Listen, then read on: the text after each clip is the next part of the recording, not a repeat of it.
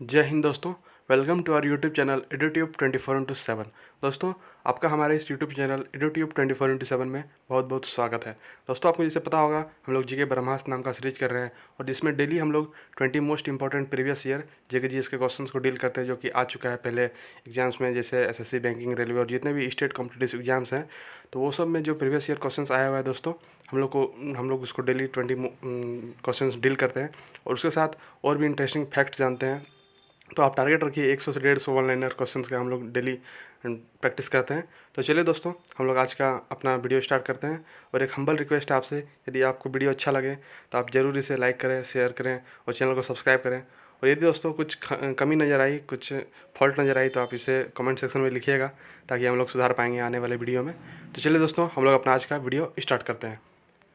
हमारा पहला क्वेश्चन है दोस्तों, मौर्य वंश के पहले किस वंश ने शासन किया था? Which dynasty ruled before Maurya dynasty? आपके ऑप्शंस हैं Nanda dynasty, Sunga dynasty, Shishunaga dynasty, Haryanka dynasty. तो इसका सही आंसर है दोस्तों नंदा डायनेस्टी। आपको पता होगा, जब नंदा डायनेस्टी के लास्ट रूलर थे धनानंद, जिसके अंडर में काम करते थे आपके कौटिल्य, जिसको चाणक्य के नाम से जानते थे, उनका अपमान हुआ था। उन्हीं के बाद उनको गुस्सा आया था, तब उन्होंने एक छोटे से बच्चे चंदू नाम का, जिसको बहुत सारा मतलब टैक्टिक्स और उसे बुद्धि देकर चंद्रगुप्त मौर्य के नाम से एक बहुत बड़ा रूलर बनाया और उसी को बाद में ओवरथ्रो कर दिया गया और मौर्य वंश का संस्थापक बना दिया गया। तो आपको बस याद रखना है कि मौर्य डायनेस्टी से पहले नंदा डायनेस्टी था। बस इतना आपको याद रखना है क्वेश्चन से। तो चलिए दोस्तों, हम लोग अपना नेक्स्ट क्वेश्चन पे आते हैं। आप देख सकते हैं मौर्य नंदा डायनेस्टी का कितना बड़ा एम्पायर था। और दोस्तों, एक चीज़ आपको और याद रखनी है, नंदा डायनेस्टी के टाइम पे ही अलेक्जेंडर जो आए थे, सिकंदर द महान, वो आए थे और इन्वेट किए थे, और लेकिन उन्होंने सेना देख के ही वो वापस चले गए थे, वो लड़ाई हुआ ही नहीं था। तो आइए हम लोग नेक्स्ट क्वेश्चन पे आते हैं। The algebra of infinite justice पुस्तक किसने लिखी है? Who rot the book the algebra of infinite justice? आपके ऑप्शंस हैं विक्रम सेठ, अमिताभ चौधरी, अरुंधति रॉय, अरविंद अडिगा। तो इसका सही आंसर हो दोस्तों अरुंधति रॉय। आपको पता होगा, अरुंधति रॉय एक इंडियन बॉर्न लेखक हैं और ये बहुत ही प्रतिष्ठित लेखक हैं। और इनको 2001 में मैन बुकर प्राइज़ मिला था। और आपको पता होगा, ये जो algebra of infinite justice book है, ये अरुंधति रॉय के द्वारा लिखा गया है।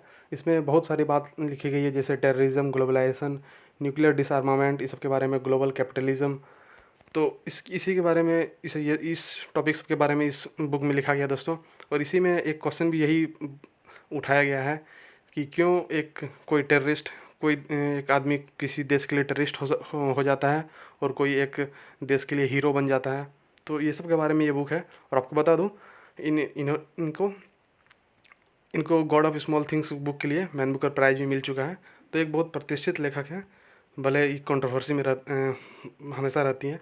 आपको पिक्चर दिखाते हैं दोस्तों, यही है अरुंधति रॉय। चलिए हम लोग अपना नेक्स्ट क्वेश्चन पे आते हैं। केला का वैज्ञानिक नाम क्या है? What is the scientific name of बनाना? आपके ऑप्शंस हैं पायरस मेलस, मूसा, एलियम सेपा, एलियम सेटिवम। तो इसका सही आंसर है दोस्तों मूसा। आप याद रखिएगा मूसा से, जो केला का वैज्ञानिक नाम है। यहाँ पर ऑप्शन में डिस्कस कर लेते हैं दोस्तों। ये जो पायरस मेलस है, ये आपकी एप्पल की है। आपको पता होगा एप्पल में मेलिक एसिड होता है, तो उस हिसाब से याद रख सकते हैं मेलस। एलियम सेपा जो है दोस्तों, ये ऑनियन की है, जो प्याज बोलते हैं हम लोग इसको। और एलियम सेटिवम ये आपके गार्लिक, लहसुन की होती है। तो आपको ये सब पॉइंट भी याद रहना चाहिए। तो हम लोग नेक्स्ट क्वेश्चन पे आते हैं। वह कौन सी ग्रंथि है जो अंतस्रावी और बाह्यस्रावी दोनों है? Which gland is both endocrine as well as exocrine? आपके ऑप्शंस हैं लीवर, पेनक्रियाज, या लीवर पेनक्रियाज बोथ, या फिर नन ऑफ द अबव। तो इसका सही आंसर है दोस्तों 1 and 2 बोथ। आपको पता होगा लीवर और पेनक्रियाज ये दो ऐसे ग्लैंड हैं जो इंडोक्राइन और एक्सोक्राइन दोनों हैं। इंडोक्राइन इसीलिए है दोस्तों क्योंकि इन्होंने ये अपना जो एंजाइम्स होते हैं वो डायरेक्ट सिक्रेट करते हैं ब्लड में। और एक्सोक्राइन भी इसीलिए हैं क्योंकि ये जो अपना जो एंजाइम होता है वो सेक्रेट करते हैं। जैसे आप लीवर की बात कर लें तो ये बाइल जूस सेक्रेट करते हैं, और पेनक्रियाज की बात कर लें तो ये पेनक्रियाटिक जूस सेक्रेट करते हैं इंटेस्टिनल, गैस्ट्रो इंटेस्टिनल ट्रैक्ट में। तो आपको बस याद रखना है ये सब पॉइंट कि लीवर और पेनक्रियाज दोनों इंडोक्राइन और एक्सोक्राइन दोनों ग्लैंड है। और आपको यहाँ पर पता होगा लीवर जो है ये हमारे बॉडी का लार्जेस्ट ऑर्गन भी है। तो ये सब फैक्ट आपको पता होना चाहिए दोस्तों। हम लोग अपना नेक्स्ट क्वेश्चन पे आते हैं। कौन से अनुच्छेद में राष्ट्रीय आपातकाल के बारे में कहा गया है? Which article deals with national emergency? आपके ऑप्शंस हैं article 352, article 356, article 360, none of the above. तो इसका सही आंसर है दोस्तों आर्टिकल 352। आपको पता होगा हमारे देश में नेशनल इमरजेंसी 3 बार लगा है। एक बार 1962 में जब इंडिया चाइना वार हुई थी, इसके बाद 1971 में जब इंडिया पाकिस्तान का वार हुआ था, जिसमें बांग्लादेश एक नया देश बन के उभरा। उसके बाद 1975 में दोस्तों जब इंदिरा गांधी द्वारा आंतरिक डिस्टरबेंस के नाम पे एक लगाया गया था इमरजेंसी। तो आप ये सब याद रखिएगा। और यहाँ पर ऑप्शन को डील कर लेते दोस्तों। आर्टिकल 356 है, ये स्टेट इमरजेंसी से डील होता है। आर्टिकल 360 ये फिनेंशियल इमरजेंसी, जो राजकोषीय घाटा जब घाटा जब बहुत ज़्यादा हो जाता है तब वो फिनेंशियल इमरजेंसी होता है। तो आपको बता दूं फिनेंशियल इमरजेंसी अब तक भारत देश में एक भी बार नहीं लगा है। और जब की बात करें तो स्टेट इमरजेंसी की आर्टिकल जो 356 के द्वारा लगता है वो 100 से ज़्यादा बार लग चुका है, जिसको राष्ट्रपति शासन भी बोला जाता है। और अब तक 2 ही स्टेट हैं, तेलंगाना और छत्तीसगढ़, जिसमें अभी तक नहीं लगा है। और सबसे ज़्यादा लगने वाला पंजाब है इसमें। तो आपको बस याद रखना है दोस्तों, ये 3 आर्टिकल 352, 356, 360 ये सब इमरजेंसी डील करती है। 352 आपकी होती है नेशनल इमरजेंसी, 356 स्टेट इमरजेंसी, 360 आपके फिनेंशियल इमरजेंसी। तो आइए हम लोग अपना नेक्स्ट क्वेश्चन पे आते हैं। शहीद भगत सिंह के फांसी के समय भारत का वायसराय कौन था? Who was viceroy of India during Bhagat Singh death?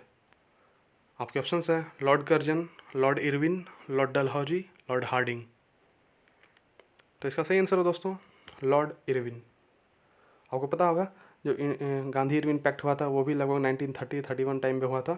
तो उस हिसाब से आप याद रख लीजिएगा। जो भगत सिंह जी को जो फांसी हुआ था 23 मार्च 1931, तो उस टाइम इंडिया के जो वायसराय थे वो थे लॉर्ड इरविन जी। और गांधी जी ने भी बहुत प्रयास किया था ताकि इन्हें फांसी नहीं हो। तो इरविन जी को उन्होंने पत्र भी लिखा था, लेकिन इरविन जी ने कह दिया कि अब ये लास्ट स्टेज पे है, अब इसमें मैं कुछ नहीं कर सकता हूँ। और वैसे भगत सिंह जी खुद भी चाहते थे कि मेरी फांसी नहीं टले, क्योंकि ये उनके मरने के बाद ये एक बहुत बड़ा इम्पैक्ट में पॉजिटिवनेस और क्रांतिकारी फैलेगा। तो वो सब बात आपको पॉइंट याद रखना चाहिए। बस आपको यहाँ पर याद रखना है भगत सिंह की जो फांसी हुई थी उस टाइम इंडिया के वायसराय लॉर्ड इरविन थे। चलिए दोस्तों हम लोग नेक्स्ट क्वेश्चन पे आते हैं। ये आप देखिए जो भगत सिंह जी का जो अभी का हाउस है ये इस टाइप से है कुछ, मतलब इसे अब मेमोरियल बना दिया गया है। तो आइए हम लोग जो एक बात और बता दो दोस्तों, इनका जो घर था वो आज के पाकिस्तान जो कि लाहौर तरफ पड़ता है। चलिए हम लोग अपना नेक्स्ट क्वेश्चन पे आते हैं। हल्दी घाटी का युद्ध कब हुआ था? When battle of Haldi Ghati fought? आपके ऑप्शंस हैं 1576, 1567, 1526, 1556। इसका सही आंसर हो दोस्तों 1576, 1576। आपको पता होगा ये अकबर के तरफ से इसमें मान सिंह थे जो कि एक अम्बेर के राजपूत थे, और इधर दूसरे तरफ में महाराणा प्रताप जी थे जो मेवाड़ की तरफ से थे। और इनके बीच लड़ाई हुआ था, लगभग 3-4 घंटा चला था ये लड़ाई। और 1576 में ये लड़ाई लड़ा गया था। भले महाराणा प्रताप की इसमें हार हो गई थी, लेकिन उन्होंने बहुत बहादुरी से लड़ा था ये जो लड़ाई हुआ था। और एक्चुअली दोस्तों ये लड़ाई इसीलिए हुआ था क्योंकि जो अकबर जी थे उन्होंने लगभग राजस्थान का एरिया कैप्चर कर लिया था, मना लिया था और सब राजा के प्रतिनिधित्व को। लेकिन ये जो मेवाड़ के महाराणा प्रताप जी थे ये मान नहीं रहे थे इनको, ये उसके प्रतिनिधित्व में, उसके आधिपत्य में नहीं आ रहे थे, उसके अंडर में अकबर जी के। तो इसीलिए ये लड़ाई लड़ना पड़ा। और ये इसीलिए लड़ाई इम्पोर्टेंट था क्योंकि अकबर जी चाहते थे कि उन्हें डायरेक्ट रूट मिले गुजरात तक का, ताकि उधर से ट्रेड हो, और बीच में मेवाड़ पड़ता था, तो इसीलिए ये लड़ाई लड़ा गया। और आपको बता दो दोस्तों ये महाराणा प्रताप जी जो थे ये बहुत महान सेना थे, और इनका वज़न लगभग 1.5 कुंटल, और जो इनका हाइट था लगभग 7 फुट 2 इंच लगभग था। और इनकी जो बॉडी में जो कवच होता है जो लड़ाई लड़ने टाइम लगभग 80 किलो की थी, और इनकी 2 तलवार लगभग 200 केजी की थी। और आपको एक बात बता दूं, इनका जब एक बार लड़ाई हुआ था तो कोई एक सेनापति थे ओपोनेंट में, इन्होंने अपने तलवार से उस सेनापति को घोड़ा सहित आधा आधा काट दिया था। आपको मैं पिक्चर में दिखाऊंगा, पहले ये देख लीजिए। ये जो राजस्थान में जो लड़ाई हुआ था हल्दी घाटी का, ये मैप में यहाँ पर पड़ता है। और ये देखिए दोस्तों, कुछ इस तरह हुआ था ये वाक़या, जब उन्हें जो सेनापति थे अपोनेंट में उसके, उनको घोड़ा सहित आधा काट दिया गया था महाराणा प्रताप जी के द्वारा। तो आइए हम लोग नेक्स्ट क्वेश्चन पे आते हैं दोस्तों। विटामिन डी का रासायनिक नाम क्या है? What is the chemical name of vitamin D? आपके ऑप्शंस हैं रेटिनॉल, कैल्सीफेरॉल, टोकोफेरॉल, फाइलोक्विनोन। तो इसका सही आंसर है दोस्तों कैल्सीफेरॉल। आपको पता होगा विटामिन डी एक फैट सोल्यूबल विटामिन है और इनका नाम कैल्सीफेरॉल है। अब आपको ऑप्शंस में डिस्कस कर लूँ, ये रेटिनॉल है दोस्तों, ये एक विटामिन ए का बायोलॉजिकल नेम है, और कैल्सीफेरॉल तो डी का हो गया। टोकोफेरॉल दोस्तों ई का है, और के फाइलोक्विनोन का है। तो आइए हम लोग नेक्स्ट क्वेश्चन पे आते हैं। गिद्धा किस राज्य का नृत्य है? Giddha is the dance of which state? आपके ऑप्शंस हैं पंजाब, उत्तराखंड, उत्तर प्रदेश, तमिलनाडु। तो इसका सही आंसर है दोस्तों पंजाब। आपको पता होगा जो भांगड़ा जो परफॉर्म किया जाता है वो मेल के द्वारा किया जाता है, और ये जो गिद्धा है ये फीमेल वहाँ की नाचती है। तो आप उस हिसाब से याद रख लीजिएगा, पंजाब में गिद्धा डांस होता है। हमारा नेक्स्ट क्वेश्चन है चौक का रासायनिक नाम क्या है? What is the chemical name of chalk? आपके ऑप्शंस हैं calcium chloride, calcium nitrate, calcium carbonate, calcium sulphate. तो इसका सही आंसर है दोस्तों कैल्शियम कार्बोनेट, जो CaCO3 होता है, ये चौक का रासायनिक नाम है। आइए हम लोग अपने नेक्स्ट क्वेश्चन पे आते हैं। कौन सा राज्य सर्वाधिक कपास उत्पादन करता है? Which Indian state produces maximum cotton? आपके ऑप्शंस हैं मध्य प्रदेश, झारखंड, उत्तर प्रदेश, गुजरात। तो इसका सही आंसर है दोस्तों गुजरात। आपको पता होगा जो इंडिया में टोटल जो कॉटन प्रोड्यूस होता है उसका 31% अकेले गुजरात प्रोड्यूस करता है। और ऐसे आपको पता भी होगा गुजरात का GDP बहुत ज़्यादा है, जो इंडिया के टोटल स्टेट में ये 3rd नंबर में लगभग आता है, और इनका GDP बहुत शानदार है। और अब बस याद रखिए कॉटन का जो प्रोडक्शन में इंडिया में फर्स्ट में आता है गुजरात। आप देख सकते हैं ये पिक्चर में, देखिए गुजरात फर्स्ट में है, यहाँ पर 125 लाख बेल्स ये प्रोड्यूस करता है। महाराष्ट्र सेकंड में है और तेलंगाना इसके बाद है। तो आइए हम लोग नेक्स्ट क्वेश्चन पे आते हैं। किडनी के अध्ययन को क्या कहा जाता है? Study of kidney is known as nephrology, cardiology, calology, dermatology. तो इसका सही आंसर दोस्तों नेफ्रोलॉजी। आपको पता होगा नेफ्रॉन जो एक फिल्टर करती है हमारे ब्लड को किडनी में, वो किडनी का एक पार्ट है, स्ट्रक्चर यूनिट है। उसी तरह उस पॉइंट से आप याद रख लीजिए नेफ्रोलॉजी, नेफ्रॉन जो किडनी का एक पार्ट होता है उसी को कहा जाता है स्टडी ऑफ किडनी। आपके ऑप्शंस हैं देखिए और डिस्कस कर लेते हैं। कार्डियोलॉजी ये हार्ट की स्टडी कहा जाता है। कैलोलॉजी ये ब्यूटी जो भी सुंदरता होती है उसको स्टडी के लिए कहा जाता है। डर्मेटोलॉजी ये स्किन से रिलेटेड है दोस्तों, स्किन के स्टडी कहा जाता है। तो ये हम लोग अपना नेक्स्ट क्वेश्चन पे आते हैं। पाटलिपुत्रा शहर को किसने खोजा था? Pataliputra city was founded by. आपके ऑप्शन हैं अजातशत्रु, अशोका, उदयन, बिंबिसारा। तो इसका सही आंसर दोस्तों उदयन। आपको पता है ये उदयन जो थे ये हर्यक डायनेस्टी के जो बिंबिसार थे उसके मतलब पोता थे, मतलब बिंबिसार के जो पुत्र थे अजातशत्रु उसके बेटे थे उदयन।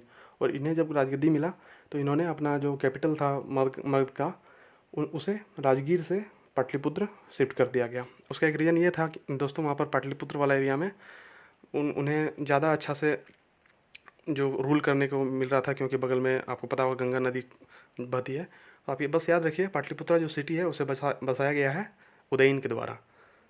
तो आइए हम लोग नेक्स्ट क्वेश्चन पे आते हैं। ये आप देख सकते हैं पटना सिटी की कुछ खास जो है स्ट्रक्चर। ये देखिए जो इंडिया का सबसे लंबा जो गांधी का स्टेचू है ये यहीं पर है, और ये बुद्धा स्मृति पार्क है, और ये सब कुछ जो है ये आपके गंगा नदी है। तो हमारा नेक्स्ट क्वेश्चन है दोस्तों, पश्चिम बंगाल में लोकसभा की कितनी सीटें हैं? What is the number of Lok Sabha seat in West Bengal? आपके ऑप्शंस हैं 80, 48, 42, 14। इसका सही आंसर है दोस्तों 42।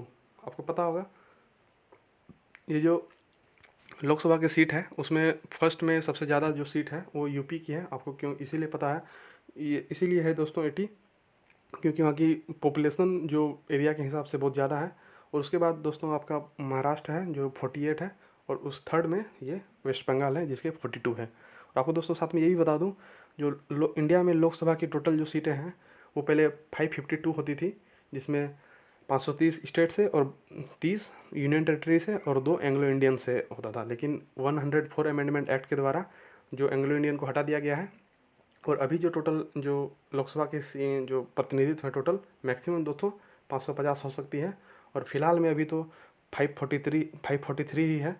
बस आपको ये सब पॉइंट याद रखने हैं, जिसमें 530 मैक्सिमम वो अपॉइंट हो सकते हैं स्टेट से, और जो 20 वो यूनियन टेरिटरी से। तो आपको बस ये सब याद रखना है दोस्तों। और अब लोकसभा की बात हो गई तो मैं कुछ और पॉइंट बता देता हूँ। लोकसभा के स्पीकर जैसे आपको पता होगा ओम बिरला जी हैं, उसके सेक्रेटरी जनरल स्नेहलता श्रीवास्तव जी हैं, और लीडर ऑफ हाउस जो जो जो रूलिंग पार्टी होता है उसके जो प्रतिनिधित्व हैं वो हमारे मोदी जी हैं। और जो लीडर ऑफ अपोजिशन है दोस्तों वो कोई नहीं है, क्योंकि कोई भी पार्टी के पास 10% सीट ही नहीं है अपोजिशन बनने के लिए। और ये 28 मई 2014 से लगभग ऐसा ही खाली पड़ा है, और लीडर ऑफ अपोजिशन का प्रतिनिधित्व। तो ये सब आपको पॉइंट कुछ याद रखना है। लेकिन अब बस यहाँ पर ये याद रखिए कि नंबर ऑफ़ लोकसभा सीट जो वेस्ट बंगाल में है ये 42 है, और ये उत्तर प्रदेश का 80 है, और महाराष्ट्र का 48 है। तो चलिए हम लोग बहुत कुछ डिस्कस कर लिए, तो हम लोग अपना नेक्स्ट क्वेश्चन पे आते हैं। किडनी स्टोन किसके जमने से होता है? Kidney stone occurs due to accumulation of, आपके ऑप्शन है calcium carbonate, calcium chloride, calcium oxalate, calcium bicarbonate. तो इसका सही आंसर दोस्तों कैल्शियम ऑक्जेलेट। जो भी दोस्तों हम लोग कुछ प्रोडक्ट खाते हैं जिसमें ऑक्जेलिक एसिड होता है जैसे टमाटर, तो वो सब ज़्यादा कंज्यूम करने से वो किडनी के पास एक धीरे धीरे एक्यूमुलेशन होने लगता है, जमने लगता है, और बाद में वो जो हम लोग पथरी भी बोलते हैं वो बनकर उभरता है, और वो बहुत ही डिस्टर्ब करता है दोस्तों। क्योंकि जो भी हमारा यूरिनल ट्रैक्ट होता है जिससे हम लोग का मूत्र पास होता है, तो वो उसको डिस्टर्ब करता है, मूत्र को जाने में डिस्टर्ब करता है। तो आप बस इसे याद रखिए कि जो किडनी स्टोन्स होते हैं वो कैल्शियम ऑक्जेलेट के द्वारा बनते हैं। हमारा नेक्स्ट क्वेश्चन है, दिलवाड़ा जैन मंदिर कहाँ स्थित है? दिलवाड़ा जैन मंदिर टेम्पल इज लोकेटेड इन, आपके ऑप्शन से राजस्थान, महाराष्ट्र, उड़ीसा, कर्नाटक। तो इसका सही आंसर है दोस्तों राजस्थान। आपको पता है ये माउंट आबू में राजस्थान का में ये है, और ये एक जैन धर्म का जो है मंदिर है, और इसे बनाया गया था दोस्तों बिमल शाह द्वारा। लगभग वही 11th सेंचुरी में स्टार्ट हुआ था, और ये बनकर लगभग स्टार्ट हुआ था 1500 कुछ, मतलब 16 सेंचुरी में। तो हम लोग अपना नेक्स्ट क्वेश्चन पे आते हैं। उपराष्ट्रपति को किसके द्वारा शपथ दिलाई जाती है?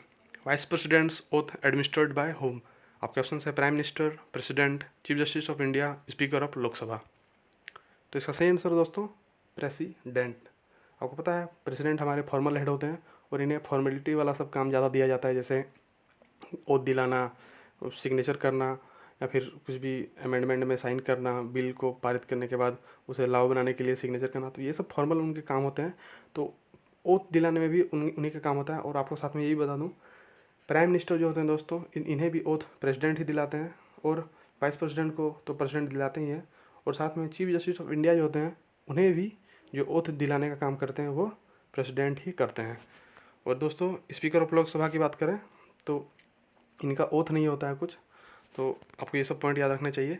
आइए हमको पिक्चर में दिखाते हैं। देखिए ये देखिए हमारे जो रामनाथ कोविंद जी है प्रेसिडेंट, वो vice president M Venkaiah Naidu ji को ओथ शपथ दिलवा रहे हैं। और यहाँ पर और दूसरे पिक्चर में देख सकते हैं रामनाथ कोविंद जी प्राइम मिनिस्टर मोदी जी को भी ओथ दिलवा रहे हैं। तो आप बस याद रखिएगा ये सब point.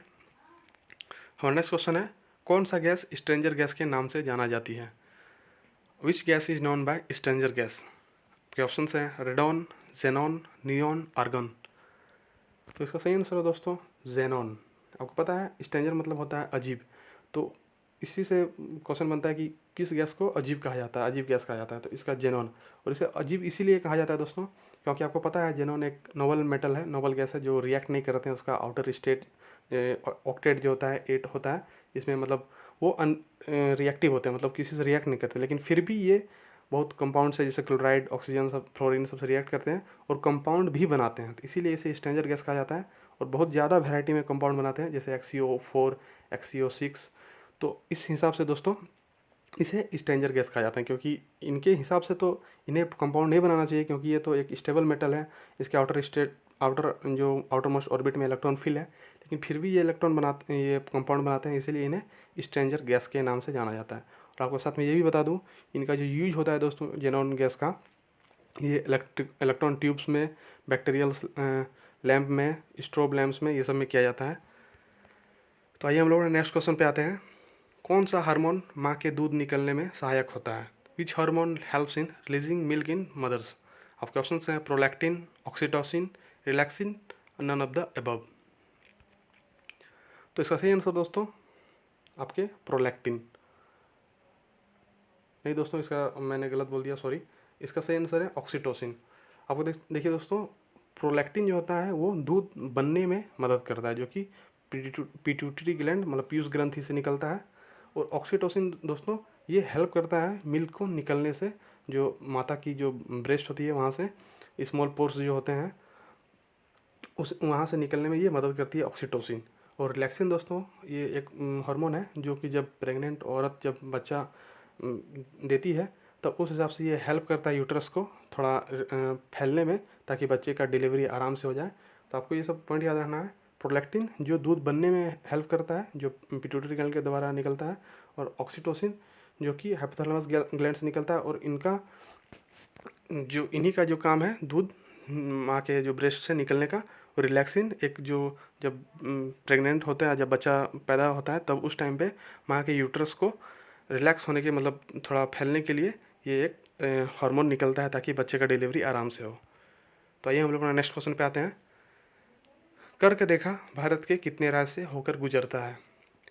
Tropic of cancer passes through which how many state of India? आपके ऑप्शन हैं 5, 6, 7, 8। तो इसका सही आंसर है दोस्तों 8। आपको मैं एक वर्ड याद बताता हूँ, उसे आप याद रखिएगा। आपके वर्ड हैं RMMGJCTW। आप इसे किसी तरह भी याद रख लीजिए। ये जो 8 जो हैं दोस्तों हमारे स्टेट हैं जिससे कर्क रेखा मतलब ट्रॉपिक ऑफ कैंसर पास होती है, उसका ये ट्रिक है RMMGJCTW। अब दोस्तों आप इमेजिन कीजिए वो जो हमारे वेस्ट साइड से आते हैं, तो सबसे पहले ये राजस्थान को टच करते हैं, इसके बाद ये राजस्थान, गुजरात, मध्य प्रदेश, मिजोरम, झारखंड, छत्तीसगढ़, त्रिपुरा, वेस्ट बंगाल। तो आप ये वर्ड याद रखिएगा RMMGJCTW। आपको हम पिक्चर में दिखाते हैं। ये देखिए, ये जो टॉपिक ऑफ कैंसर है ये पहले गुजरात टच किया, उसके बाद आपके राजस्थान, उसके बाद मध्य प्रदेश, छत्तीसगढ़, झारखंड, वेस्ट बंगाल, त्रिपुरा, मिजोरम। तो आप वर्ड याद रखिएगा, उससे याद हो जाएगा RMMGJCTW। तो दोस्तों थैंक्स फॉर वाचिंग। यदि आपको ये सेशन अच्छा लगा होगा तो आप इसे ज़रूर लाइक करें, शेयर करें और इस चैनल को सब्सक्राइब करें, क्योंकि दोस्तों इससे हमें मोटिवेशन मिलती है और वीडियो बनाने के लिए। तो दोस्तों यदि आपको अच्छा लगा होगा तो इस चैनल को ज़रूर सब्सक्राइब करें। और दोस्तों आपसे और एक रिक्वेस्ट है, यदि आपको कुछ अच्छी नहीं लगी, कुछ चीज़ हम में कुछ कमी नज़र आई, तो आप इसे कमेंट सेक्शन में लिखिए। हम इसे आगे वाले वीडियो में हम ट्राई करेंगे इसे हटाने का और सुधारने का प्रयास करेंगे। तो थैंक यू दोस्तों, मिलते हैं हम अपना अगले वीडियो पे। तब तक के लिए जय हिंद।